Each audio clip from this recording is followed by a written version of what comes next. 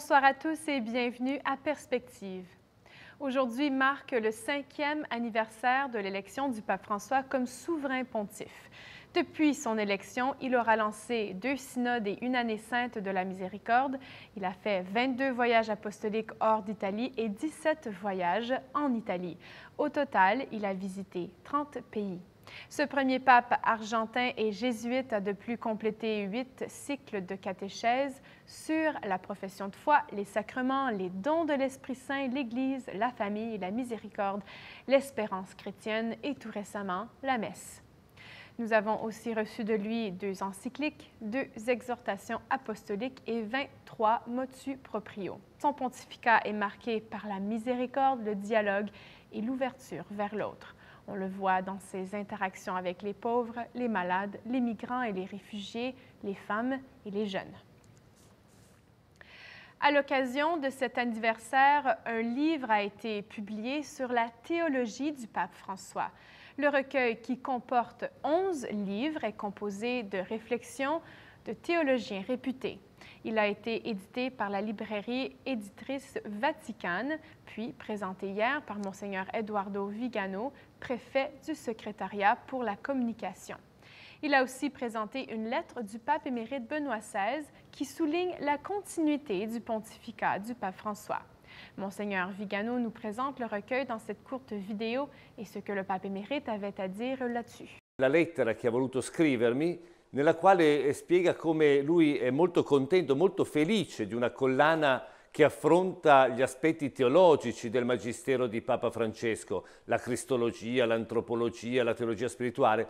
Perché? Perché questo va contro questo stolto pregiudizio, dice Papa Benedetto, di chi legge la figura di Papa Francesco come contrapposta alla mia, cioè come se ci fosse un Papa teologo da un lato e dall'altra parte un Papa pastore. Non esiste questa contrapposizione, anzi Papa Francesco è un magistero molto denso di teologia, certo in una differenza caratteriale e anche in una differenza di modalità espressiva. Quindi diciamo Papa Benedetto ha voluto dare un contributo come sempre molto significativo a questa unitarietà interiore spirituale di 2 pontificati, quello di Papa Benedetto e quello di Papa Francesco.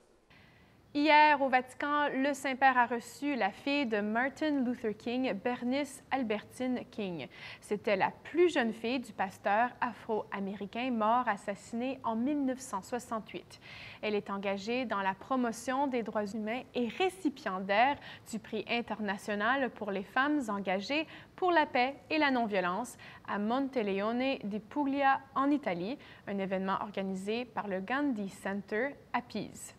Bernice King a évoqué la figure du pape François dans une entrevue à la télévision italienne TV 2000 en disant qu'il est une voix morale pour le monde entier. Chaque année, l'Église participe à une collecte spéciale pour la Terre Sainte. Cette année, dans une lettre adressée aux évêques du monde entier, le cardinal Leonardo Sandri, préfet de la Congrégation pour les Églises orientales, lance un appel particulier pour les chrétiens d'Irak et de Syrie. Bien des chrétiens irakiens et aussi syriens veulent revenir sur leur terre où leurs maisons ont été détruites, explique-t-il. Ne les laissons pas seuls. La collecte se déroulera dans toutes les églises du monde le vendredi saint, soit le 30 mars prochain. Les fonds recueillis lors de cette collecte vont principalement à la custodie de Terre Sainte, mais une portion de cet argent est gérée par la Congrégation pour les Églises orientales. Enfin, le 24 mars prochain, à Montréal, joignez-vous à des centaines de jeunes du diocèse pour célébrer la 33e Journée mondiale de la jeunesse. Tous les jeunes sont invités à cette fête diocésaine. Ils seront rassemblés avec l'archevêque de Montréal, Monseigneur Christian Lépine, autour du thème « Sois sans crainte, Marie, car tu as trouvé grâce auprès de Dieu », tiré de l'Évangile selon saint Luc. Pour plus d'informations, visitez le site web du diocèse de Montréal, www.diocèsemontréal.org. Et voilà, c'est tout pour aujourd'hui. Merci d'être avec nous et à la prochaine.